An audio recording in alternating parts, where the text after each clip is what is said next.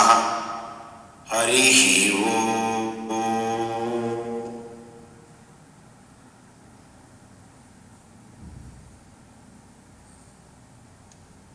వసుదేవసుతం దేవం కంసచానూరమర్దనం దేవకీ పరమానందం కృష్ణం వందే జగద్గురుం. తీత్వా మోహార్ణవం హత్వా రాగద్వేషాది రాక్షసాన్ సీతా శాంతి సమాయుక్త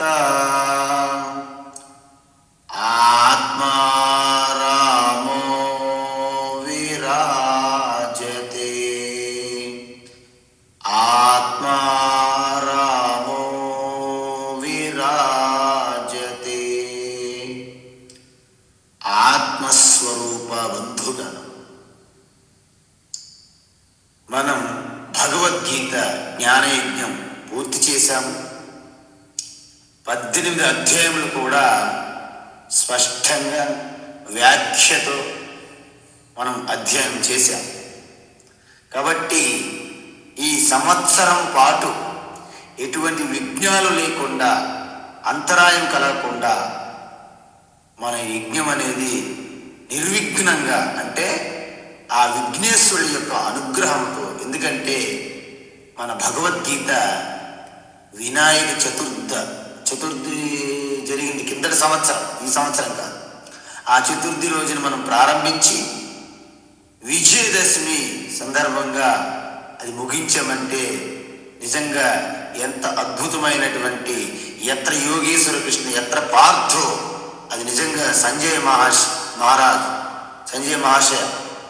మహోదయ్ చెప్పినట్టుగా మనకి రుజువయ్యింది. కాబట్టి ఈవేళ మనం మన పాఠం, మన క్లాస్ ఏమనుకున్నామంటే, ఈ సంవత్సరం పాటు మనందరం కలిసి అధ్యయనం చేశాం. కాబట్టి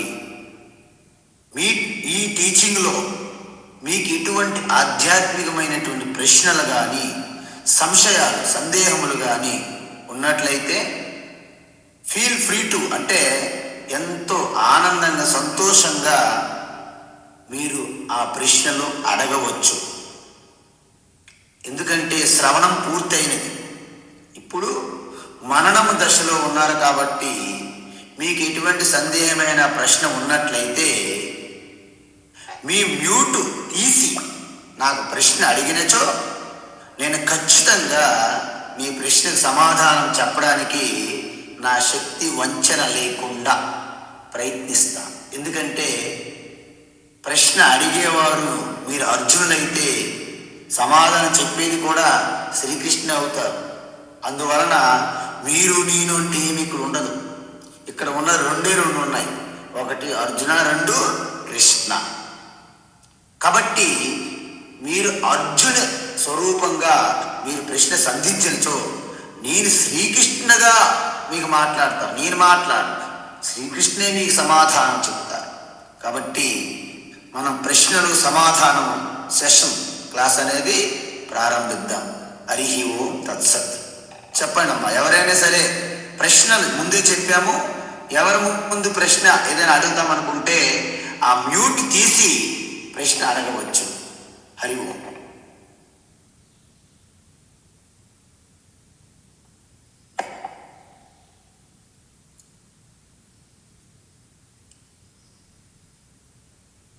అమ్మ విజయశ్రీ గారు మ్యూట్ తీయండి. హరి ఓం స్వామిజీ. అడగండి, మీ ప్రశ్న ఏంటి అడగండి. మీ ప్రశ్న. స్వామీజీ, మనం గుణాలు అంటే ఇప్పుడు మనము మార్చుకోవడానికి కొందరు అంటారు, మనం పుట్టగానే మన గుణాలతో వస్తాము, మనం మార్చుకోలేము అంటారు. మన రక్త సంబంధాల వాళ్ళతో గుణాలు వాళ్ళతో మనకు వస్తాయి అంటారు. ఏది కరెక్ట్ అంటారు? మనం మార్చుకోవచ్చా అండి ఇప్పుడు? మీ ప్రశ్న అయిందా తల్లి? అయిపోయింది స్వామిజీ. మంచిది.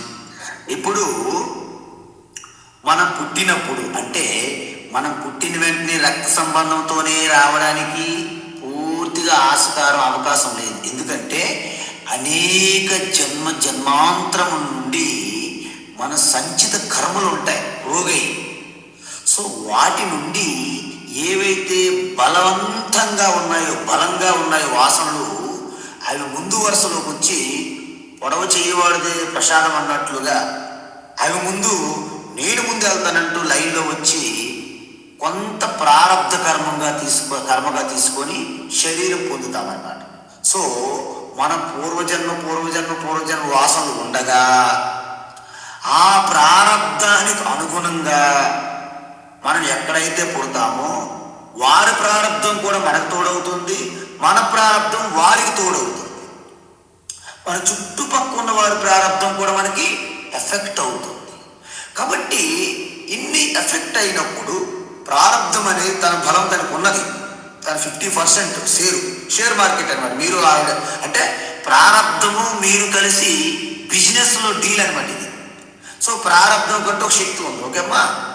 సో అప్పుడు మనము గనక ఒక్కసారి వివేకం మనలో ఏమైనా సరే జాగరూకమయ్యింది అనుకోండి, అప్పుడు మన గుణాలను మనం పరిశీలిస్తూ మన చుట్టూ ఉన్న వారిని కూడా మనం పరిశీలన చేయగలిగినట్లయితే మెల్లగా మనకు ప్రయత్నించే స్వేచ్ఛ మనకి ఈశ్వరుడు ఇచ్చాడు.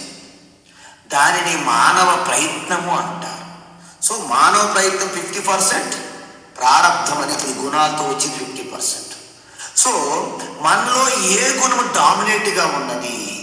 సపోజ్ మీలో తమో గుణం డామినేట్గా అనిపించింది అనుకోండి, అప్పుడు ఆ తమో గుణం ఏంటి? దాని లక్షణములు నిర్లక్ష్యం, అలసట, నిద్ర, మత్తు, అలాగ మోహము, భ్రాంతి, పగటి కలలు కనడము, ఇవన్నీ ఉంటాయి. భ్రమ, మోహం. సో మెల్లగా మనము కర్మక్షేత్రంలోకి వెళ్ళడానికి మానవ ప్రయత్నం చేయాలి. సో అప్పుడు ఏమవుతుంది? మీ తమో గుణం నుండి రజోగుణం పెరుగుతుంది. రజోగుణం పెరుగుతుంటే రెస్ట్లెస్నెస్ వస్తుంది మనిషికి. అంటే కోరికలు, ఏదైనా సరే పేరు ప్రఖ్యాతులు కావాలి అని యాంగ్జైటీ, టెన్షన్స్, అంటే ఎప్పుడు డైనమిక్గా ఉంటారన్నమాట. ఒక దగ్గర నిలకడగా ఉండలేరు. సో అప్పుడు కూడా మళ్ళీ మీకు జాగరూకం అవ్వాలి. మీ యొక్క వివేకం మళ్ళీ మానవ ప్రయత్నముతో ఆ రెస్ట్లెస్నెస్ నుండి, నిరంతరం కాల చక్రాలు ఉన్నట్టు తిరుగుతున్న నుండి అంతర్ముఖంలోకి నిశ్చింతగా, నిశ్శబ్దంగా, ప్రశాంతంగా ఉండే విధంగా, సుఖంగా, శాంతిగా ఉండేందుకు సత్వగుణం పెంపొందించుకోవాలి. యజ్ఞము, దానము, తపస్సు ఇవి చేయడం వల్ల ఈ రజోగుణము నుండి సత్వగుణములోకి, అందులో సత్వగుణం పెరగాలంటే అధికమైన కోరికలు లేకుండా ఈశ్వరుని స్మరణతో లోక కళ్యాణంగా, నిష్కామంగా, సేవాభావంతో చేస్తే అప్పుడు సత్వగుణం అధికంగా వృద్ధి అవుతుంది. అప్పుడు మీ యొక్క పూజలు, యజ్ఞయాగాలు, దాన ధర్మాలు అన్నిటికీ అధికమైన ఫలం వస్తుంది. పుణ్యం ఫలం అంటే లౌకిక ఫలాల గురించి ఎక్కువ చెప్పట్లేదు. తద్వారా మీరు ఈశ్వర అనుగ్రహంతో గురువు శాస్త్రము తోడైనట్లయితే ఇలాగ అధ్యయనం చేయగలుగుతారు. మననము, నిధిధ్యాసనం ద్వారా మీ స్వరూపతత్వం తెలుసుకుంటే జీవన్ముక్తులుగా మారి. అందువలన ప్రహ్లాదుడు చూడండి, రక్త సంబంధములో హిరణ్యకశిపుడు నిరంతరం నారాయణ ద్వేషి. ఎవరైనా యజ్ఞయాగాలు, ఎవరైనా సరే పూజలు చేస్తుంటే వాళ్ళు హింసించడమే వారి రక్త సంబంధం. మరి ప్రహ్లాదుడు ఆ రక్త సంబంధం నుంచి వచ్చిన గుణాలను అధిగమించి తన మానవ ప్రయత్నం వివేకముతో అధిగమించారా లేదా? జీవన్ముక్తుడిగా జీవించారా లేదా? అదేవిధంగా హనుమంతుడు, కపివరులు, అంత రెస్ట్లెస్నెస్ ఆ వానర జాతి, అందులో హనుమంతుడు మానవ ప్రయత్నంగా అధిగమించారు కదా. శబరిమాత ఏ పండ్లు అమ్ముకొని అలాగా గిరిజన మహిళ, ఎంతమంది మహిళ, అంత గిరిజన మహిళలు శబరిమాతలా మారారు. గుహుడు ఇలా తీసుకుంటూ పోతే మీకు ఇప్పుడు ఈ సమాజంలో కూడా చాలామంది మీరు చూడండి, బ్రాహ్మణ, వైశ్య, క్షత్రియ, వైశ్య, శూద్ర అనే వర్ణం లేకుండా వారి స్వభావం ప్రకారంగా వర్ణం మార్చుకొని, అంటే శూద్ర నుండి వైశ్యకి, వైశ్య నుండి క్షత్రియ, క్షత్రియ నుండి బ్రాహ్మణ వర్ణంగా వచ్చిన వారు చాలా మంది ఉన్నారు. అదే ప్రతి మనిషి యొక్క లక్ష్యం కూడా.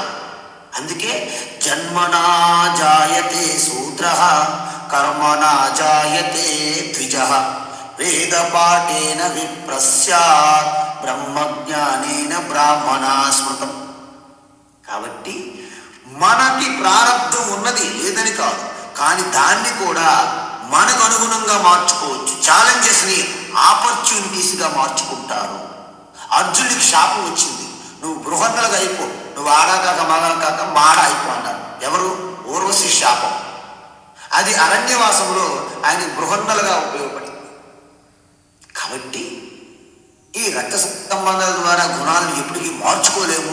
బ్రహ్మ లలాటం పైన పెద్ద ఒక స్కెచ్తో ఇలా రాసేసాడు. ఇవన్నీ కూడా తప్పించుకు తిరుగువాడు ధన్యుడు సుమతి అన్నట్టుగా వాళ్ళు ఎటువంటి ప్రయత్నించరు. గుర్తుపెట్టుకోండి మీ అందరూ, మనం ప్రయత్నించకపోతే మనకి ఈశ్వర అనుగ్రహం ఎప్పటికీ ఉండదు. ఈశ్వర అనుగ్రహం ఎవరికి ఉంటుంది? ఎవరైతే శక్తి వంచన లేకుండా ప్రయత్నం చేస్తారో వారికి ఈశ్వర అనుగ్రహం ఉంటుంది. అయితే రిస్క్ ఉంటుంది. అయితే భగవాన్ శ్రీకృష్ణ అంటారు, రిస్క్ ఉన్నప్పుడు కూడా మనం ప్రయత్నించినట్లయితే మనకు 50-50 ఛాన్స్ ఉంటుంది, మనం విజయం సాధించడమా ఓడిపోవడమా. ఒకవేళ రిస్క్ భయపడి అసలు మీరు ఎటువంటి ప్రయత్నించలేదనుకోండి, 100% పరాజయం ఖచ్చితం, నిశ్చయం. పోనీ ప్రయత్నిస్తే ఏమవుతుంది? మహా అయితే పోతే ఈ దేహం పడిపోతుంది, అంతకంటే పెద్ద లాస్ ఏం లేదు. ఈ దేహం ఎప్పటికైనా పడిపోవలసిందేగా, ఆత్మ శాశ్వతం కదా. నైనం చిందంతి శస్త్రాని నైనం దహతి పావక నచాయతే మ్రియతే వా కదాచిత్. ఈ తత్వం చెప్పారు. కాబట్టి హృదయస్థంలో స్ఫురిస్తున్నటువంటి ఆ చైతన్య ఎరుక ఆత్మ, అది అనాది, అది బ్రహ్మ, అదే కృష్ణ, అదే ఆత్మారా. కాబట్టి మీ యొక్క ప్రారంధం అనేది ఒక ఎలుగు లాంటి తల్లి. మీరు ఒక మానవ ప్రయత్నం అనేది పిల్లి లాంటిది. ప్రారంధం అనేది ఎలుగుతో పోల్చారు శాస్త్రంలో. ఇప్పుడు చూడండి, ఎలుగు బ్రతుకున్నప్పుడే దాన్ని డామినేట్ చేసి పిల్లి దాన్ని చంపేస్తుంది. చచ్చిపడి ఉన్న ఎలుక నేనేం చేసిన తర్వాత అంటే ప్రారంధం మీకు ఉన్నప్పుడే మీరు దాన్ని అధిగమించి మీ తత్వాన్ని మీరు చేరుకున్నప్పుడు, తెలుసుకున్నప్పుడు తర్వాత ప్రారంధం ఇంక మీకేం చేయగలదు? చంద్రశేఖరమాశ్రయే మమ కింకరిష్యతి వై యమ అన్నారు. అంటే యమ అంటే కాలం, చంద్రశేఖర్ అంటే మహాకాల్, కాళ్ళకి కాలుడు అనమాట. సో చంద్రశేఖర్ మీరు పట్టేసినప్పుడు యమ కోరలు మీకు ఏమి చెయ్యి, ఎందుకు? కోరలు పీకేసినటువంటి పాములాగా అయిపోతుంది కాలం. అందుకే అహంకారములో కర్తృత్వం అనేది కారం. అహంకారంలో కారం తీసేస్తే అహం శుద్ధ అహమే ఆత్మ, అదే శుద్ధ బ్రహ్మ ఆత్మారా. అర్థమైందమ్మా మీ ప్రశ్నకి సమాధానం? అర్థమైంది స్వామిజీ. ధన్యవాదాలు.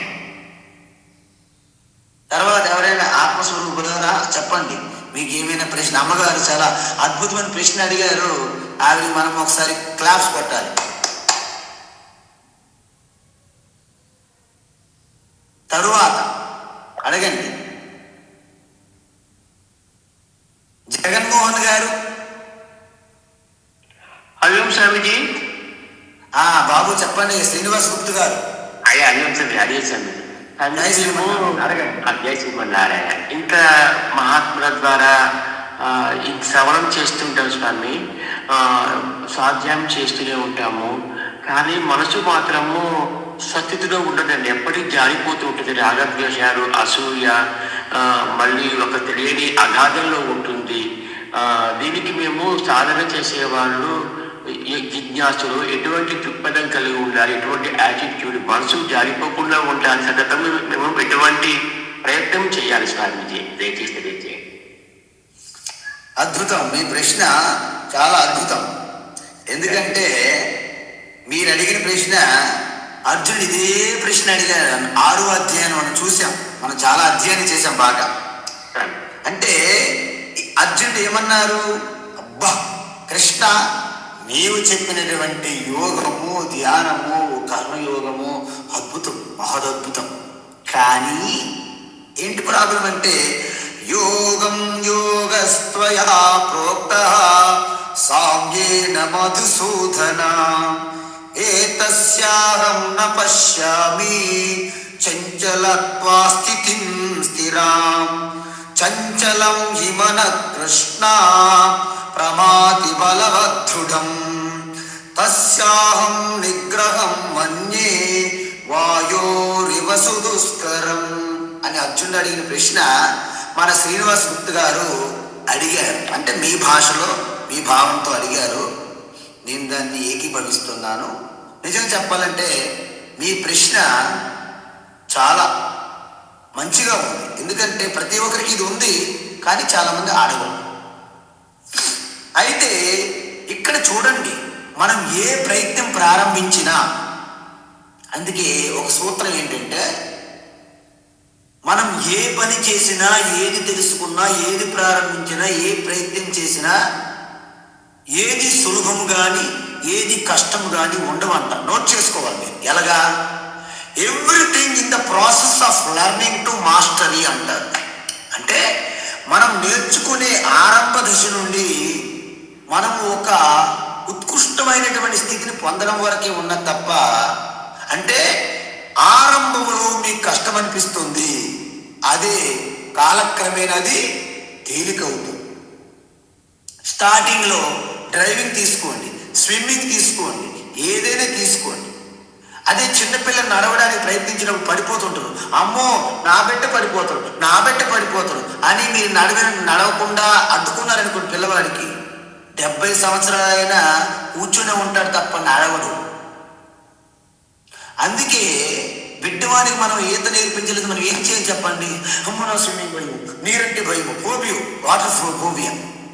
అప్పుడు మనం ఏం చేయాలి? తీసుకొని వెళ్ళి మన జలాశయమో మన స్విమ్మింగ్ పూల్లో పెట్టి వదిలేయాలి అందులో. అప్పుడు ఏమైనా ప్రమాదం అనిపించింది వెంటనే తీసుకొని రక్షించాలి, వద్దనట్లేదు. అంటే స్విమ్మింగ్ నేర్చుకోవాలంటే నీటిలో దిగకుండా, నడవాలంటే అసలు నడడానికి ప్రయత్నించకుండా ఇవేమైనా జరుగుతాయండి? ఏమీ జరగవు. మన మనసు కూడా ఒక పెంకి గుర్రం లాంటి. మీకు డబ్బులు ఉన్నాయి, ఒక గుర్రం కొనాలనుకున్నారు, కొన్నారు. దాని మీద స్వారీ చేయాలనుకున్నారు, రైడింగ్ చేయాలనుకుంటున్నారు. అయితే కొన్ని గంటే రైడింగ్ చేయడానికి ప్రయత్నించారు, ఒక్క ఉదుటిని బయట పడేసింది పక్కన. అమ్మ బాబోయ్, కాలు చేయాలి ఆల్రెడీ వెలువెల్లాడి, ఇక దీని మీద రైడింగ్ ఇప్పుడు నా వల్ల కాదని మీరు మర్చిపోతున్నారు. కానీ దానికి ఒక సూత్రం ఉంది. ఆ బలమైనటువంటి గుర్రాన్ని ఒక గదిలో బంధించి ఒక చిన్న మార్గం ద్వారా ఒక రోజంతా 2 రోజుల వరకు ఏమీ దానా పెట్టకుండా దానికి శక్తి కొంత తగ్గించినట్లయితే అలా లైన్లోకి వస్తుంది. అప్పుడు ఎవరైతే దానికి స్వారీ చేయాలనుకుంటున్నారో, రైడింగ్ చేయాలనుకుంటున్నారో ఆ వ్యక్తి ద్వారా మాత్రమే కొంచెం జలం అందించాలి, కొంచెం దానా పెట్టాలి. అలాగ కొన్ని దినములు ఆ వ్యక్తి మాత్రమే దానికి పెడుతుండాలి. అప్పుడు ఆ గుర్రం కూడా ఆ వ్యక్తి కనెక్ట్ అవుతుంది భావన ద్వారా. ఎందుకంటే నేను చనిపోయే స్థితిలో నాకు నీరు దానా పెట్టేది ఇతనే, ఈమె. ఆడవలని మగలను ఎవరైనా స్వారీ చేయొచ్చు. అందువలన మెల్లగా మీకు అలా తెలియకుండా ఒక రకమైనటువంటి సంబంధం కలుగుతుంది లోపల, అంతరంగా, సూక్ష్మంగా. కొన్ని రోజులకి ఆ గది కంటే కొంచెం పెద్ద స్థానంలో తీసుకొచ్చి 4 వైపు బలమైన తాడులు కట్టి 4 పట్టుకొని ఎవరైతే నిత్యము ఆ వ్యక్తి దానికి నీరు దాన అందిస్తున్నాడో ఆ వ్యక్తిని కూర్చోబెట్టి ఆ 4 గదుల్లోనే ఆ గుర్రం ఇటు అటు తిప్పాలి. మెల్లగా అలవాటు పడుతుంది ఆ వ్యక్తికి ఆ గుర్రం. తర్వాత కొద్ది స్థలాన్ని పెంచుకుంటూ పోతూ అలాగ మెల్లగా ఒక గ్రౌండ్లో తీసుకెళ్తే అప్పుడు మెల్లగా ఈయన నా మాస్టరు, ఈయన నా స్వామి అని గుర్రం కలిగేంత వరకు అలాంటి మెల్లగా చేస్తూ తర్వాత గుర్రం మీద ఆయన వచ్చాడంటే గుర్రం తెలిసిపోతుంది ఈయన మాస్టర్ అని. మన మనస్సు కూడా అలాంటిది. మన మనస్సుకి ఏది గొప్ప అనిపిస్తే అటువైపు మనసు లాగుతుంది. కానీ నాలో సహజమైన ఆనందం ఉన్నది, అదే నా గొప్పది, అదే నా స్థితి అని మనసుకు మనము ఒప్పించలేకపోవడం వలనే మనసు భ్రమించి బయట ఏదో ఉన్నది, వ్యక్తులు ఉన్నారు, అధికారం ఉన్నది, కీర్తి ప్రతిష్టలు ఉన్నవి, అనేక భోగములు, ఇవన్నీ భ్రమపడి మనసు బయటికి పోతుంది. వాటన్నిటికంటే గొప్ప రత్నము కోహినూరు నీ హృదయస్థములు ఉందంటే అప్పుడే మనస్సు అంతర్ముఖంలోకి వెళ్తుంది. పిల్లలు చదువుతున్నప్పుడు చదువు మీద గొప్పతనం తెలియకుండా ఆటలు గొప్ప అనిపిస్తుంటాయి. అందువలన ఏ రోజైతే ఏ క్షణంలో వారికి ఆ చదువు దాని మీద గొప్ప అని తెలిసిందో ఇక ల్యాబ్లో నుండి కానీ వాళ్ళు బయటికి రమ్మని కొంతమంది రారు పిల్లలు. ఎందుకంటే మనస్సుని మనం ఎటువైపు మరలిస్తున్నాం. ఇప్పుడు నది ప్రవాహం కొట్టుకుపోతుంది, దానికి బ్రిడ్జ్ వెయ్యాలంటే ఆ వాటర్ ఎక్కడో సద్వినియోగం చేయాలి, కాలువలు తవ్వి ఇరిగేషన్కి ముందు ప్లాన్ చేసి అప్పుడు డైవర్ట్ చేయాలి వాటర్స్. అదేవిధంగా బయటికి పోతుంది మనస్సు నదీ ప్రవాహంలాగా, దాన్ని అడ్డుకట్టేసి వెనక మరల్చాలి అంటే అప్పుడు దాన్ని సద్వినియోగం చేసి ఇటువైపు చూపెట్టాలి. ఇంతకుముందు స్టోరీ చెప్పాం మనం. ఏంటి? మనస్సు అనేది ఒక శక్తి, ఒక భూతం. ఒక వ్యక్తి మంత్ర జపం చేసి ఒక శక్తి పొందాడు, గురువు గారు ఇచ్చారు మంత్రం. నువ్వు నాకు పని చెప్తావా, నేను తినేయాలా అంటుంది. అది పని మొత్తం చేయించాడు, మొత్తం భాగ్యనగరం అంతా బాగు చేయించాడు, బావులు తవ్వి అన్ని చేసి, కానీ పని ఇంక లేదు, నువ్వు తినేసిన ఉంటుంది. అప్పుడు గురువు దగ్గరికి వెళ్ళారు. ఏమన్నారు? నాయన, నీ ఇంటి ముందు ఒక స్తంభాన్ని కట్టు. ఆ శక్తి పిలిచి కిందకి మీదకి వెళ్ళమని చెప్పి, అంతే, ఇంకేం పని లేదు, అడగాల్సిన పని లేదు, పైకి కిందకి దూకడం ఎలా. ఏదైనా పని ఉందనుకోండి, పిలిచి కమయ్య డూ ఇట్ అని చెప్పాలి. అయిపోయిన తర్వాత మళ్ళీ కిందకి మీదకి. మనస్సు కూడా బయటికి వెళ్తుంటే కమయ్య, ఆ చింతన, ఆత్మచింతన. ఏదైనా పని ఉందనుకోండి, స్టాప్, ఈ వర్క్, ఆ వర్క్ మీద మీరు దృష్టి పెట్టాలి. ఈ విధంగా అభ్యాసేన తు కౌంతేయ వైరాగ్యేన చ గృహ్యతే అని భగవాన్ ఒక సూత్రం ఇచ్చారు. ఎందుకు? అభ్యాస వైరాగాభ్యా తన్నిరోధ. తన్నిరోధ అంటే తత్ అంటే మనస్సు కంట్రోల్ చేయవచ్చు. దీని ద్వారా అభ్యాసము వైరాగ్యం. వైరాగ్యం అంటే ఏంటి? వివేకం ముందు కలగాలి. అంటే అరటిపండు గుజ్జు తొక్క. వివేకం ఏంటి? గుజ్జు నాకు మంచిది, తొక్క అవసరం లేదు. వైరాగ్యం ఏంటి? తొక్కన బయటపడేయడమే వైరాగ్యం. సో ఈ విధంగా మీరు జన్మ మృత్యు జరా వ్యాధి దుఃఖ దోషాను దర్శనం అంటే దుఃఖాలయం అశాశ్వతం ఇమం ప్రాప్య భజస్వమా. అందువలన అభ్యాస వైరాగ్యం ద్వారా మీరు మీ మనసును స్వాధీనం చేసుకుంటే మీ మనసును దాటి వెళ్ళిపోతారు. అదే ఆత్మారామ స్థితి. ఓకేనయ్యా? ధన్యవాదములు. హరివర్మ. తరువాత అడగండి బాబు. హరిరామ్ స్వామీజీ. కృష్ణ గారు, ఎస్ఎన్ కృష్ణ గారు. ఎవరు ఇప్పుడు? అంజయ్ గారా? సార్. చెప్పండి. అదిగా స్వామి, సరే మేము కూడా వచ్చే ఈ జన్మ మానవ జన్మ ఉత్తమ జన్మ వచ్చింది. ఈ జన్మలో మేము కూడా మోక్షం పొందాలి, మరో జన్మ లేకుండా చేసుకోవాలని తపనతో మీలాంటి మహాత్ములని మీలాంటి శాస్త్రాన్ని వింటున్నాము. కానీ సరే నేను కూడా ఈ వయసులో సన్యాసం తీసుకుందాం అనుకుంటున్నాను. కానీ సన్యాసం తీసుకున్న వాళ్ళందరే మోక్షం పొందారా? సన్యాసం తీసుకోలేని వాళ్ళు గృహస్థులుగా ఉండిందా? ఎందుకంటే ఒక అనారోగ్య సమస్యల వల్ల మేము సన్యాసం తీసుకోలేకపోతున్నాం స్వామి, కొంటూనే ఉంటున్నాము. ఉంటే ఏమైందంటే మళ్ళా ఈ మాయా ప్రపంచము, మనుషులు, బంధువులు, రాబంధులు, పిల్లలు, పాములు, తేళ్ళు ఇవన్నీ మాకు తగులుతున్నాయి. ఇక అట్లా కాబట్టి ఈ పరిష్కారం అర్థం కాక అసలు చెప్పడానికి చాలా అక్షర బాగుంది, మేము చాలా అనుభూతి పొందుతున్నాము. కాబట్టి మాకు ఈ గృహస్థుగా ఉండి మోక్షం పొందే అవకాశం ఉందా, లేక కంపల్సరీ సన్యాసం తీసుకోవాల్సిందేనా?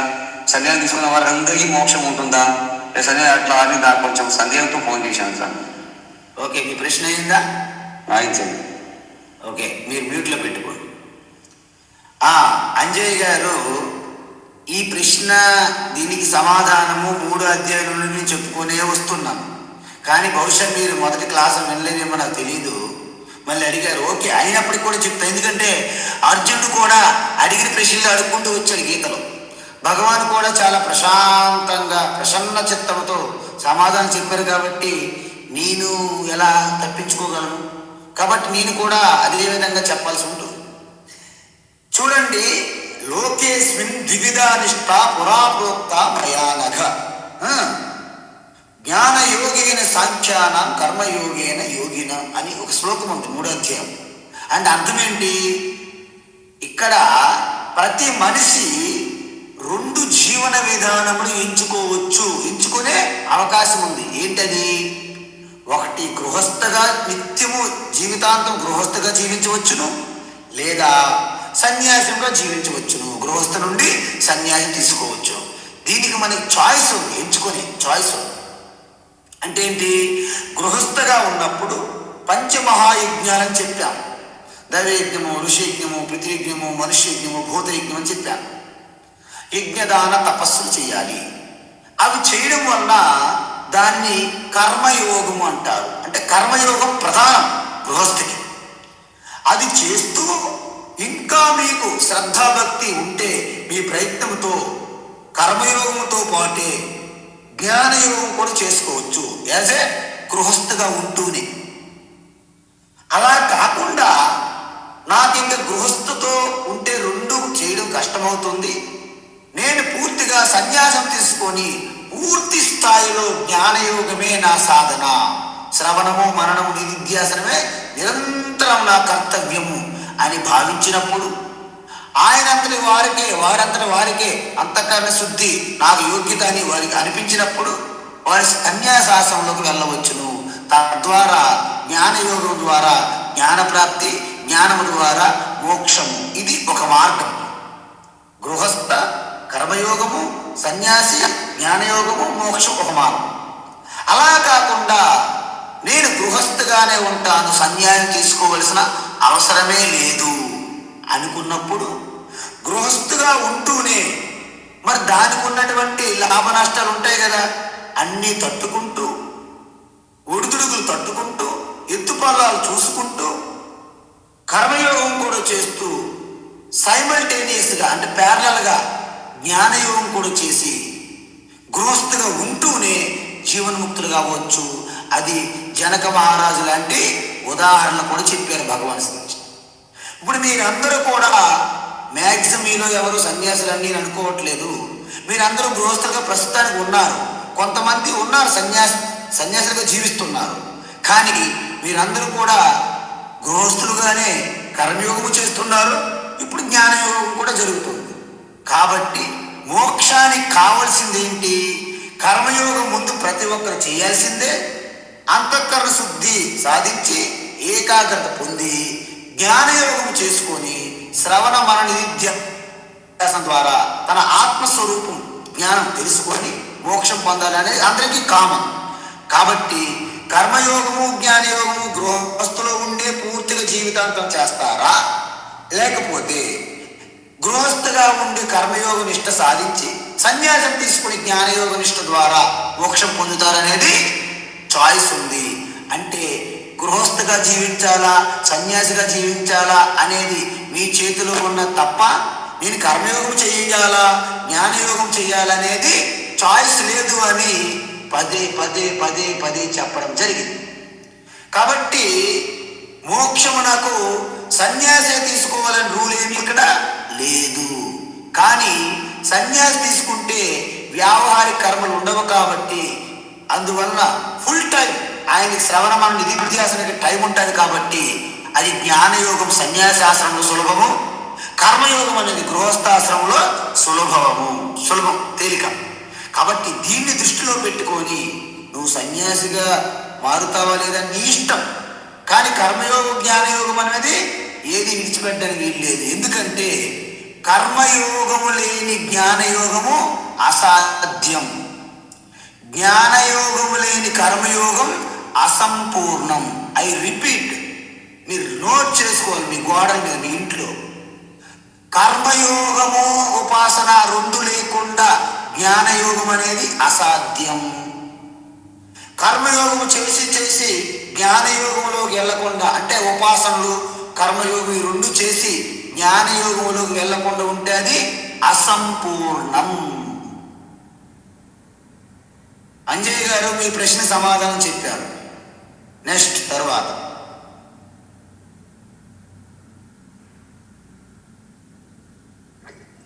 నమస్కారం స్వామిజీ. మీ పేరు చెప్పండి ముందు. కృష్ణ అండి, నా పేరు బిఎస్ఎన్ కృష్ణ. బిఎస్ఎన్ గారు, అది మిమ్మల్ని అడిగాను. సార్ చెప్పండి సార్. స్వామి, ఇది డైరెక్ట్ గా మన భగవద్గీతకి సంబంధించింది కాదు, బట్ ఇండైరెక్ట్ గా ఇది భగవద్గీత మీద ఆధారపడి ఉన్నది సమస్య. ఈ మధ్యన చదివింది, అందుకని మిమ్మల్ని అడుగుతున్నాను. ఇప్పుడు రామాయణంలో రాముడు రావణుడి వధ తర్వాత రామేశ్వరం వెళ్ళి శివలింగం ప్రతిష్ఠించారని పురాణం. అట్లాగే మహాభారతం తర్వాత పాండవులు శివుడి అన్వేషణ కోసం బయలుదేరి హిమాలయాల్లోకి వెళ్ళి ఆయన దర్శనం కోసం చాలా తపన పడుతూ తిరుగుతూ ఉండగా ఎప్పటికీ ఆయనకి దర్శనం అవ్వకపోతే అక్కడ వాళ్ళకు ఒక నంది కనిపిస్తుంది. నంది కనిపిస్తే అది భీముడు ఇది శివుడే అని ఆలోచించి దానిని పట్టుకుని చాలా ఇబ్బంది పెట్టి భూమిలోకి నొక్కేస్తాడు. అప్పుడు అక్కడ 5 ప్రాంతాలు వెలిసాయి. అందులో ఆ గోపురంగా వెలిసింది మన కేదార్నాథ్ అని పురాణాలు. అక్కడ అలా ఎందుకు జరిగింది? శివుడు పాండవులకి ఎందుకు దర్శనం ఇవ్వడానికి ఇష్టపడలేదు? అది కొంచెం మీరు చెప్పగలుగుతారా? ఈ మధ్య నేను చదివిన సంశయం ఇది. ఓకే, కృష్ణ గారు చాలా ధన్యవాదములు. మీరు ఇటువంటి ప్రశ్నని అడగండి అని మీకు నేను ఆహ్వానించాను. అందువలన మీరు ముఖ్యంగా ఈ ప్రశ్న అనేది భగవద్గీతకు అవుట్ ఆఫ్ సిలబస్, బట్ నేను ఆన్సర్ చేస్తున్నా. ఎందుకంటే ఇక్కడ రామాయణములో శ్రీరామచంద్రుడు రావణుడికి వధ తర్వాత బ్రహ్మహత్య పాపం చుట్టుకుంది అని మళ్ళీ శివలింగ ప్రతిష్ఠ చేసిన ఈ కథ, దీనికి ప్రామాణికత లేదు. వాస్తవానికి రావణి వధ కంటే ముందే రామలక్ష్మణులు ఈ యొక్క శివలింగ ప్రతిష్ఠ చేశారు రామేశ్వరం. కాబట్టి ఇక్కడ 2 వాదనలు ఉన్నాయి. మీరు ఏ వాదన తీసుకుంటారు, సినిమాల ప్రకారం తీసుకుంటే రకరకాల సినిమాలు అనేవన్నీ తప్పు కలుపుతారు. కాబట్టి ఇక్కడ రాముడు రావణి వధ కంటే ముందే మన శివలింగం ప్రతిష్ఠ చేయడం అనేది సైకతలింగం అంటారు అక్కడ రామేశ్వరం. అదే ప్రామాణికంగా ఎక్కువ మంది పెద్దవాళ్ళు మహాత్ములు గుర్తించారు. అది కూడా ఉన్నది. అంటే రావణుని చంపిన తర్వాత బ్రహ్మహత్య పాపం కాదు. ఎందుకంటే రావణ్ ఈజ్ నాట్ ఏ బ్రాహ్మణ ఎట్ ద టైమ్ ఆఫ్ వధ. నేనేం చెప్పాను? గుణకర్మ విభాగశ అన్నాను. గుణకర్మ విభాగశ అంటే రావణ జన్మత బ్రాహ్మణ అవ్వచ్చు, కాదనట్లేదు నేను. I'm not denying that, but ఆయన గుణకర్మ ప్రవృత్తి ప్రకారంగా ఈజ్ రాక్షస. రాక్షస అంటే లోక కంటక అంటే అహింస పరమో ధర్మ, ధర్మహింస తథైవచ అనే సూత్రముతో జరుగుతుంది. కాబట్టి అక్కడ వాలి అయినప్పటికీ ఇక్కడ రావణుడు అయినప్పటికీ శ్రీరామచంద్రుడు ధర్మం తప్పలేదు. ధర్మం తప్పకుండా రావణ వధించినప్పుడు బ్రహ్మహత్య పాపని ఎలా చుట్టుకుంటుందో నాకైతే తెలియదు.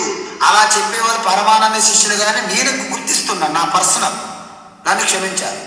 అందువలన రావణ వధ తర్వాత బ్రహ్మహత్య పాపము శివలింగ ప్రతిష్ఠ అనేది dismissed according to my opinion interpretation.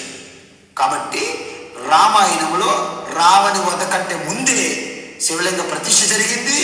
Agastya మహర్షి కూడా మనకి ఆదిత్య హృదయం అనేది కూడా ఆయనకి ఉపదేశించడం జరిగింది. ఇవన్నీ కూడా రామాయణంలో వస్తాయి. సో మొదటి పార్ట్ అనేది మీకు నేను సమాధానం చెప్పానని నేను భావిస్తున్నాను. ఇక రెండవ పార్ట్కి వచ్చినప్పుడు మహాభారతం ఆఖరిలో వారు స్వర్గారోహణ ప్రయాణంలో వారికి నంది తొక్కేశాడు భీముడు, ఇవన్నీ కూడా శివుడు వారికి ఎందుకు దర్శనం ఇవ్వలేదు, ఇవన్నీ కూడా కల్పితాలు. ఎందుకు కల్పితాలంటే శివుడు అనే అన్నమే తప్పు మనం. ఎందుకంటే దెర్ ఇస్ నో శివుడు ఎట్ ఆల్, అసలు శివుడే లేడు. మరి ఏమున్నది? శివతత్వమే బ్రహ్మాండం అంతా వ్యాపించి ఉన్నది. శివతత్వం ఉన్నది, శివతత్వం ఉన్నది, శివుడు లేడు. విష్ణు తత్వం ఉన్నది, విష్ణు లేడు.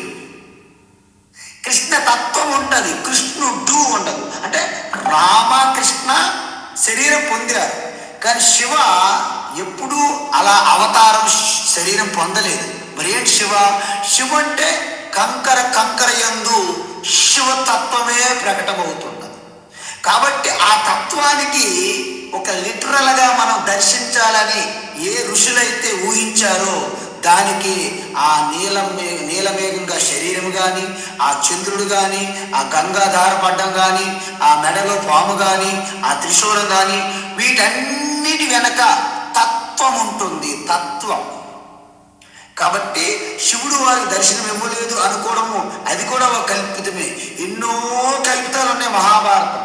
మా గురువు గారైనటువంటి మహామహోపాధ్యాయ పూజ్య స్వామి తత్వ విధానం సరస్వతి గారు ఏమన్నారంటే, నాకు మహాభారతం అనేది దాని పేరు మహాభారతం కాదండి, దాని పేరు జయము. అంటే 25,000 శ్లోకములతో కలిగి ఉన్న జయము. అలాగా ఆ కథ ఈ కథ, ఆ కథ ఈ కథ కాలక్రమేణా యాడ్ చేసుకుంటూ జోడించుకుంటూ ప్రక్షిప్తాలు దాంట్లో చొప్పించుకుంటూ పోతే చివరికి ఈ రోజుకి 1,00,000 శ్లోకాలకు పైగా తయారైనటువంటి జయాన్ని మనిషి ఎవరు చదవడానికి వీల్లేనటువంటి భారతం కాస్త భారమై కూర్చుంది మన పైన అని గురువు గారు అన్నారు. కాబట్టి ఇక్కడ ఆ నందిని భీముడు తొక్కేశాడని, శివుడు వారికి ఎందుకు దర్శనం ఇవ్వలేదని అది చాలా పొరపాటు. ఎందుకంటే వాస్తవానికి పాండవులు అప్పటికే ధర్మస్థాపనలో సాక్షాత్ పరమాత్మకే సహకరించారు. కాబట్టి వాళ్ళు ఆల్రెడీ ఉత్తమ పురుషులు, వాళ్ళు పుణ్యాత్ములు, ధర్మాత్ములు. వారికి దర్శనం ఇవ్వకపోతే ఇంకెవరికి దర్శనం ఇస్తారు సరే మరి పరమశివుడు. కాబట్టి ఇవన్నీ అలా చెప్తుంటారు. తర్వాత ఒక్కొక్కరు పడిపోతారు. ద్రౌపది ముందు పడిపోతుంది, కూలిపోతుంది. తర్వాత సహదేవుడు, తర్వాత నకులుడు, తర్వాత అర్జునుడు, తర్వాత భీముడు, తర్వాత ధర్మరాజు, కుక్క మాత్రం మిగిలిపోతాయి. వాళ్ళు అలా ఇవన్నీ కథలు ఉన్నాయి. అవన్నీ మీరు కథలు చూసుకోండి. కానీ భగవద్గీత అనేది not comes under Puranam. It is a philosophy, mind boggling philosophy. అందువలన ఈ భూమండలం మందు ప్రకటమైనటువంటి ఈ జ్ఞానం మించిన జ్ఞానం కానీ, దీని మించిన రహస్య విద్య కానీ లేదని చెప్పారు కదా. ఇది తే జ్ఞానమాఖ్యాతం పుష్యాత్ పుష్యతరం మయా విమృశ్యతే తదశేషేణ యథేచ్ఛతి తథా కురు అన్నాడు భగవద్గీతలో భగవాన్. అంటే ఇంత అద్భుతమైన తత్వ దృష్టిలో చూడాలి. అంటే దృష్టి జ్ఞానమయం కృత్వా పశ్యే శివమయం జగత్. యావత్ బ్రహ్మాండమంతా శివ అయినప్పుడు శివకు రూపం ఎలా ఇవ్వగలరు మీరు? కాబట్టి ఏ రూపంలోనే సరే మనకి ప్రకటన అవ్వచ్చు అన్నమాట పరమాత్మ. కాబట్టి శివుడు రూపంగా వారికి దర్శనం ఇవ్వలేదా ఇచ్చారనేది నాకంత డెప్త్గా నేను దాని మీద విశ్లేషణ చెయ్యను. ఎందుకంటే పురాణ పాత్రలు మేము పెద్దగా ప్రాధాన్యత ఇవ్వము. అవి స్టెప్పింగ్ స్టోన్స్ అన్నమాట. మనకి పురాణాలు, పాత్రలు, కథలు అనేవి మన మెల్లగా దాంట్లో తీసుకెళ్ళి పై తత్వంలో చేర్చడమే వాటి పని. ఒకవేళ ఆ పురాణాలు, కథలు మిమ్మల్ని తత్వాన్ని చేర్చలేదు అనుకోండి, అవి ఫెయిల్డ్ స్టోరీస్ కింద అయిపోతాయి, మిగిలిపోతాయి లాస్ట్కి. కాబట్టి కృష్ణ గారు నా యొక్క వివరణ మీకు సంతృప్తికరంగా ఉందో లేదో నాకు తెలియదు, కానీ ఇది మీ యొక్క సందేహానికి నా సమాధానం. హరి ఓం తత్సత్. ధన్యవాదాలు స్వామీజీ. హరి ఓం. స్వామీజీ ప్రణామం స్వామీజీ. జగన్మోహన్ గారు చెప్పండి. మన నంద్యాల డోన్ అంటేనా? అవును స్వామి. డోన్ చెప్పండి. మీరు వివేకానంద స్వామికి మంచి ఫాలోవర్స్ కదా? అవును స్వామీజీ. చెప్పండి. Staunch follower of Vivekananda. Swamiji ఇప్పుడు స్వామి వివేకానంద ఆయన అమెరికా, యూరోప్ అంతా కూడా వారు తిరిగినప్పుడు భగవద్గీత ఉపన్యాసాలు ఇచ్చారు కదా. ఆ భగవద్గీత ఉపన్యాసాల్లో వారు రాజయోగం గురించి బాగా ప్రముఖంగా చెప్పారు. అవును. మీరు చెప్పినటువంటి ఈ మూడో షట్కంలో జ్ఞాన యోగంలో ఈ రాజయోగం గురించి ప్రస్తావన లేదనిపిస్తుంది నాకు. రాజయోగం గురించి కొంచెం వివరిస్తారా స్వామీజీ? ఇప్పుడు రాజయోగం మీరు మ్యూట్లో పెట్టుకోండి. వివేకానంద స్వామి ఆయన ఏంటంటే ఒక ట్రెండ్ సెట్టర్ టైప్ అయిపోయాడు. అంటే ఉన్నది ఉన్నట్లుగా కాకుండా ఆయన సమక్షంలో ఉన్నటువంటి ఆ జనరేషన్ ఎటువంటి వారిని దృష్టిలో పెట్టుకొని తన టీచింగ్ని కూడా మార్చే ఒక సమర్థత కలిగి ఉన్నటువంటి ఒక మహాత్మ వివేకానంద. అందువలన వారు రాజయోగం చెప్పింది దేన్ని దృష్టిలో పెట్టుకొని చెప్పారంటే పతంజలి చెప్పినటువంటి అష్టాంగ మార్గం ఏదైతే ఉందో దాన్ని కాస్త వేయించుకుంటూ భగవద్గీత ఫిలాసఫీని దానికి జోడించి ఈ విధంగా రాజయోగం మీద ఆయన ఫోకస్ చేశారు. ఇక్కడ రాజయోగం అంటే it is not different from జ్ఞానయోగం. రాజవిద్య రాజవిషయ యోగం అని భగవాన్ ఎలాగైతే ఆ యొక్క విధానం వాడారో అదేవిధంగా స్వామి శివానంద కూడా మన వివేకానంద స్వామిలాగే ఈ యొక్క యోగాని హైలైట్ చేయడానికి రాజయోగం అంటే ఏంటి అంటే తత్వం జ్ఞానయోగం తెలిసి కూడా క్షేత్రములో ఉంటూ మహాయోగిగా నిత్య సన్యాసిగా జీవించడమే. అంటే సన్యాసము గౌనంగా వస్త్రధారణ సన్యాసం తీసుకోకపోయినా ఎవరైతే తన కర్మఫల త్యాగం చేస్తూ కర్మఫలం త్యాగం చేస్తూ నిరంతర కర్మ జరుగుతుంది వారి ద్వారా, కానీ నేను కర్తనో భోక్తనో అనే భావన విడిచిపెట్టి నిరంతర కర్మక్షేత్రంలో ఉంటూ అందులోనూ మళ్ళీ అష్టాంగ మార్గాన్ని ఫాలో అవుతూ దాన్ని ఒక కర్మయోగ సాధనగా తీసుకొని తద్వారా ఉపాసన తద్వారా జ్ఞానము మూడింటిని సమపాలలో ఉంచుకుంటూ రేషియోలు ఉంచుకుంటూ జీవన్ముక్తులుగా ఉండేవారినే రాజయోగి లేదా రాజయోగము అంటారు. కాబట్టి రాజయోగం అంటే it is not something is different from yoga. దాన్నే రాజవిద్య రాజవిషయ యోగం అని భగవాన్ శ్రీకృష్ణ అంటే రాజయోగం అని అంటారు. ఈ మధ్యన చాలా మంది ఓం శాంతి వాళ్ళు ఎవరెవరో రాజయోగం అని పేరు పెడుతుంటారు. వాళ్ళంతా కన్ఫ్యూజన్ చేస్తున్నారు తప్ప వారికి ఎటువంటి క్లారిటీ లేదు, వారికి ఎటువంటి తత్వం లేదు, వారికి ఏమీ అర్థం కాలేదు. కాబట్టి వాళ్ళు కూడా రాజయోగం అని మాట్లాడుతున్నారు. కాబట్టి వారి దృష్టిలో పరమాత్మ సర్వవ్యాపి కాదు అంటారు. వారి దృష్టిలో భగవద్గీత శ్రీకృష్ణుకి సంబంధం లేదు అంటారు. వారి దృష్టిలో శివ అంటే మనం చూస్తున్న శాంతం శివం అద్వైతం ఈ శివతో వేరు. వారు పరంధామలో ఉన్న ఎక్కడో ఒక జ్యోతి స్వరూపం శివ వేరు. కాబట్టి ఇలాంటి వారు చాలా మంది ఆ పదాలు వాడుతున్నప్పటికీ వివేకానంద స్వామి వాడినటువంటి రాజయోగం వారిలా కాదు. అది ముఖ్యంగా కర్మయోగము, ఉపాసన యోగము, జ్ఞానయోగము ఈ మూడింటిని కలిపితే మనం ఏం చెప్పాము? భక్తి యోగం అన్నాం. ఎందుకు?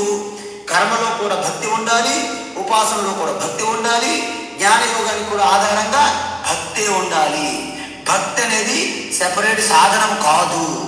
అన్నిట్లో కూడా భక్తి ఉంటేనే నువ్వు కర్మయోగం అవుతుంది, భక్తి ఉంటేనే ఉపాసన యోగం అవుతుంది, భక్తి ఉంటేనే జ్ఞానయోగం అవుతుంది. కాబట్టి మూడింటిని కలిపితే భక్తి యోగం అని నేను ఎలాగైతే భగవద్గీతలు చెప్పడమైందో దాన్ని వివేకానంద స్వామి రాజయోగం అన్నారు. అందువలన ఒక సందర్భంలో కొంతమంది ప్రశ్నించారు, మరి శంకరాచార్య అలా చెప్పారు, మీరు ఇలా చెప్తున్నారని ఒకసారి అడిగినప్పుడు వివేకానంద స్వామి అన్నారు, నేనే శంకరాచార్య. ఆ సందర్భంలో అలా చెప్పాల్సి వచ్చింది, ఇప్పుడు ఇలా చెప్తున్నాను అని ఎంతో ధైర్యంగా సాహసంగా వివేకానంద స్వామి సమాధానం ఇచ్చారు. కాబట్టి అలాంటి మహాత్ముని మనము పాయింట్అవుట్ చేయడం కాదు. కాబట్టి వారు వాడినటువంటి పదజాలము, వారు ఉన్నటువంటి దేశకాల పరిస్థితులు, వారి ముందు ఉన్నటువంటి ఆడియన్స్ దృష్టిలో పెట్టుకొని వారు చెప్తారు తప్ప రాజయోగం అనేది it is not something is different from Bhagavad Gita. ఓకేనయ్యా జగన్మోహన్ గారు? స్వామీజీ మరి ఒక చిన్న ఇప్పుడు మనకు రాజయోగాన్ని ప్రతీక జనక మహారాజు అని అంటారు కదా స్వామీజీ. అంటే గృహస్థులుగా ఉన్న వాళ్ళు రాజయోగులుగా మనగలుగుతారనేది స్వామీజీ అర్థము. నేను చెప్పింది ఏంటంటే Sri Krishna is also rajayogi, Vyasa Maharshi Sukabrahma also రాజయోగులే. అంటే మీకేమర్థమైంది? గృహస్థులుగా ఉన్న వాళ్ళకి రాజయోగులు కాదు, రాజర్షి అంటారు. అంటే ఒక కింగుగా రాజుగా ఉండి తత్వాన్ని దర్శించిన వాళ్ళు రాజర్షి. ఎందుకు? బ్రాహ్మణ వర్ణంగా ఉండి ఆ యొక్క బ్రహ్మతత్వాన్ని దర్శించిన వాళ్ళు బ్రహ్మర్షి, రాజర్షి, మహర్షి, ఋషి, మహర్షి, రాజర్షి, బ్రహ్మర్షి అంటారు. రాజయోగులంటే ఎవరినైనా అనొచ్చు. ఎవరినంటారు? ఎవరైతే జీవనముక్తులుగా ఉండి కర్మక్షేత్రంలో ఉంటూ లోక కళ్యాణం కోసం ఎవరైతే కార్యక్రమాలు జరుపుతుంటారో వారందరూ కూడా రాజయోగులే. ఓకేనమ్మా? ధన్యవాదాలు స్వామీజీ. జై శ్రీరామ్. ఇప్పుడు ఒక చిన్న విషయం స్వామీజీ, దయచేసి చెప్పండి. ఇప్పుడు మన భారతదేశంలో మన హిందువులు బాగా ముప్పులో ఉన్నారు కదా. అన్య మతస్థులు మన హిందూ ధర్మాన్ని, హిందువులను కబళించేస్తున్నారు రకరకాల ప్రలోభాలతో. దీనికి మనవంతుగా మనం ఏలాగా ప్రయత్నం చేయాలి ఆపడం కోసం? మన వంతు మన ప్రయత్నం చేయడంలో ముఖ్యమైనది ఏంటంటే మన హిందూ ధర్మాన్ని ఎవరూ కబలించలేరు. ఎందుకంటే ధర్మం అనేది కబలించేది కాదు, మార్చేది కాదు. హిందూ మతాన్నే కబలించగలుగుతారు. ఎందుకంటే మతం అనేది వెరీ వెరీ స్మాల్ స్కోప్ అన్నమాట. ధర్మం అనేది వ్యాస్ట్ అన్నమాట. కాబట్టి మతాలు అనేది ఈజీగా వస్త్రం మార్చుకున్నట్టు మార్చుకోవచ్చు. నాకు ఈరోజు మొన్న నాకు బాప్టిజం ఇచ్చారు. మొన్న మన బేగంపేటలో ఒక స్విమ్మింగ్ పూల్ దగ్గర ఒక పాస్టర్ ఫ్రెండ్ నాకు బాప్టిజం ఇస్తే నేను రూమ్లోకి వచ్చి కక్షతో తుడిచేసుకున్నాను. బాప్టిజం వెంటనే పోయింది. కాబట్టి మతం తీసుకోవడం అనేది తీర్థం లాంటిది. తీసుకోవడం వదిలేని తుడిచేయడం అయిపోయింది. ధర్మాన్ని ఎవరు టచ్ చేయలేదు. ఇంకొకటి, మనము ఎలా రక్షించుకోవాలి మన హిందూ ధర్మాన్ని, మన మతాన్ని అంటే ముఖ్యంగా మనం ఒక రకమైనటువంటి ఎడ్యుకేట్ చేయాలి మన హిందువులు. ఎందుకంటే మీ దగ్గర అనేక డీజేలు పెట్టుకొని 24 గంటలు శబ్ద కాలుష్యం చేస్తూ అందరినీ హింసిస్తూ ఇబ్బంది పెడుతూ మనలో ప్రాబ్లమ్స్ కలిగిస్తున్నటువంటి మన హిందువులుగా భ్రమపడుతున్నాం. They are completely deluded Hindus అంటారు. అంటే ఇతర మతాలు కాస్త పక్కన పెట్టి మన డెల్యూటెడ్ హిందూస్ని ఒక డిస్క్రిమినేటెడ్ హిందూస్గా మార్చాలి. ఇది మన తక్షణ కర్తవ్యమని స్వామి చిన్మయానంద గారు చెప్పారు. You don't bother about other religions people. First our deluded Hindus should be educated, enlightened and transformed into discriminated Hindus అని చెప్పారు ఆయన. అందువలన మన డెల్యూటెడ్ భ్రాంతి మోహంలో ఉన్న హిందువులే మనకు శత్రువులుగా తయారయ్యారు ఎక్కువగా వారికంటే. కాబట్టి మనలో మనకి ఎడ్యుకేట్ కావాలంటే భగవద్గీత అనేది ఒక కామన్గా చెప్పేయాలి హిందువులకి. ఇది కామన్గా పక్కాగా ఇంపార్టెంట్ శాస్త్రం. తర్వాత ఆ రహస్యము, ఈ రహస్యము, ఆ శాస్త్రం, ఈ శాస్త్రంలో ఆ స్తోత్రం, ఈ స్తోత్రం, ఆ పురాణం, ఈ పురాణం, ఇవన్నీ తర్వాత మీ ఓపిక. కానీ భగవద్గీత అనేది ప్రతి టెంపుల్కి జోడించగలగాలి. ఎందుకంటే ఈరోజు టెంపుల్కి నుండి దూరం అయిపోయింది భగవద్గీత. ఏ టెంపుల్, ఏ పూజారికి భగవద్గీతతో సంబంధం లేదు. ఒకవేళ భగవద్గీత చెప్తున్న స్వామి వస్తుండంటే ఆ పూజారికి చాలా కోపము. అసలు ఎందుకు ఈ స్వామి గీత పట్టుకుని వస్తాను, అంత బాధతో భయంతో ఉన్నారు పూజారి. అందువలన మన టెంపుల్ సిస్టంలో భగవద్గీత కంపల్సరీ పూజారి దాని నుంచి చెప్పాలి. అక్కడ ప్రతి టెంపుల్లో భగవద్గీత పారాయణం చెయ్యాలి. ప్రతి టెంపుల్లో శ్రీకృష్ణ తులసీదాల అర్చన కానీ పారాయణంతో పాటు ఆ పారాయణం చేసిన దానిపైన కొన్ని డిస్కషన్ ప్రవచనంగా చేసుకుని సత్సంగం చేసుకోవాలి. అదేవిధంగా ప్రతి ఆడపిల్ల మగపిల్ల చేతిలో చిన్నపాటి భగవద్గీత ఉండాలి. స్కూల్కి వెళ్ళినా, కాలేజీకి వెళ్ళినా, వ్యాపారం చేస్తున్నా, ఉద్యోగం చేస్తున్నా. అదేవిధంగా వారు బొట్టు పెట్టుకునే విధంగా నేర్పించాలి. ఫోన్ చేసేటప్పుడు మనకు సంప్రదాయం ఉంది, ఓం రామ్ రామ్, శివ శివ, జై భవాని ఇలా చెప్పుకోవాలి. హరి ఓం, ఓం శాంతి, ఏదో ఒకటి. అంతేకాని hello hello okay bye bye good bye ఇవి ఇలాంటి కాకుండా. సో ఇలా చిన్న చిన్న విషయాలు మనల్ని ఎప్పుడైతే మనము బీజాలుగా నాటుతామో అప్పుడు అద్భుతమైనటువంటి సంప్రదాయం సనాతన ధర్మ పూర్వ వైభవాన్ని వల్ల మనము చేరుకోగలుగుతాం. అందువలన భయపడుతూ ఏమి ఉండదు. ఎందుకంటే ఈ ధర్మం అనేది ఎవరు దాన్ని టచ్ చేయలేదు. 1200 సంవత్సరాలు రూల్ చేసినటువంటి ఎవరు కూడా సనాతన ధర్మాన్ని టచ్ చేయలేకపోయారు. కేవలం మతాన్నే టచ్ చేశారు. మతం అంటే పై టెంపుళ్ళు, పై వ్యవహారం, యాస భాష, ఇవన్నీ కొట్టు బొట్టు చుట్టూ ఇదంతా మతం. కానీ దానికి లోతుల్లో ఉన్నటువంటి అదృశ్యంగా సూక్ష్మంగా ఉన్న తత్వమే మన సనాతన ధర్మము. అది ఏ మతస్థుడికి అందదు. ఈవెన్ హిందూ మతస్థులు కూడా అందట్లే కాదు, అందకపోవడమే కదా భ్రమలో ఉన్న మన హిందువులు అంతా. కాబట్టి మన భ్రమలో ఉన్న హిందువులకి ఈ సిస్టమ్ అనేది రావాలి. అప్పుడు మాతృభాష మీద కానీ, మాతృభూమి మీద కానీ, మాతృధర్మం మీద కానీ శ్రద్ధ కల్పించాలంటే ముందు మన భగవద్గీత అనేది మన హిందువులకి ముఖ్యమైన గ్రంథం. ఏంటంటే ప్రతి ఒక్కరూ నాల్చకుండా వెయిట్ చేయకుండా భగవద్గీత చెప్పాలి. అలా కాకుండా వేదములు, ఉపనిషత్తులు, పురాణాలు అలా వెళ్ళిపోయాడు అనుకోండి, ఇంకా ఎప్పుడు రాడు గీతకి. కాబట్టి ఈ విధంగా గీత మార్చిన వ్యక్తి అంటూ లేరు. గీతకు ఒక్కసారి మీరు కనెక్ట్ అయితే మీకు తెలియకుండా మిమ్మల్ని మార్చేస్తుంది గీత. గీత గీత గీత గీత గీత తాగి తాగి తాగి తాగి తాగి త్యాగి త్యాగి మనగా అంటారు. అందువలన మరా అని రామాయణ ఎలాగైతే వాల్మీకి మారాడో, గీత పట్టుకున్న ప్రతి ఒక్కరు త్యాగి అయిపోతే త్యాగి అనేక అమృతత్వ మానసు వాళ్ళే మోక్షం పొందుతారు. కాబట్టి మనమేం భయపడక పని లేదు. యదా యదా హి ధర్మస్య గ్లానిర్భవతి భారత అభ్యుత్థానమధర్మస్య తదాత్మాన సృజామి. అందువలన మీకేమైంది? 15 సంవత్సరాల క్రితం ఉన్నటువంటి పరిస్థితులు వేరు, ఇప్పుడు ఉన్న పరిస్థితులు వేరు. అంటే మొత్తం అంతా బ్యాలెన్సింగ్ చేస్తుంటుంది అన్నమాట ఈ ధర్మం. కాబట్టి మన శరీరం ఎలాగో మన సనాతన ధర్మం కూడా ఆ విరాట్ పురుషుని యొక్క శరీరంగా ఉంటుంది. కాబట్టి ఆ సమయానికి ఈశ్వరుడు ఆ యొక్క సెట్టింగ్ చేస్తారు. కాకపోతే మనము ధర్మం కోసం తప్పించాలి. మనం కూడా మన ఉద్దేశంలో ధర్మం నాటుకోవాలి. మన ప్రయత్నం మనం చేస్తూ పోవాలి. Do your duty and leave rest in the hands of Ishwara. ఆగతే స్వాగతం కుర్యా గచ్చంతం నా నివారయే. వచ్చిన దానికి థ్యాంక్ యూ చెప్పడం, ఎప్పుడు దానికి బాయ్ బాయ్ చెప్పడమే. అదే మన ధర్మం, మన కర్తవ్యం.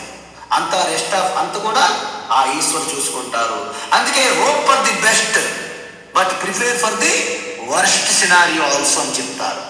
కాబట్టి మీరందరూ కూడా మన ప్రేయర్స్ ఎలా ఉండాలంటే, ఓ ఈశ్వర, నేను మార్చగలిగేది ఏదైనా ఉంటే మార్చేందుకు నాకు శక్తినివ్వు. నేను మార్చలేని ఏదైనా ఉంటే దాన్ని స్వీకరించే సామర్థ్యాన్ని నాకు ఇవ్వు.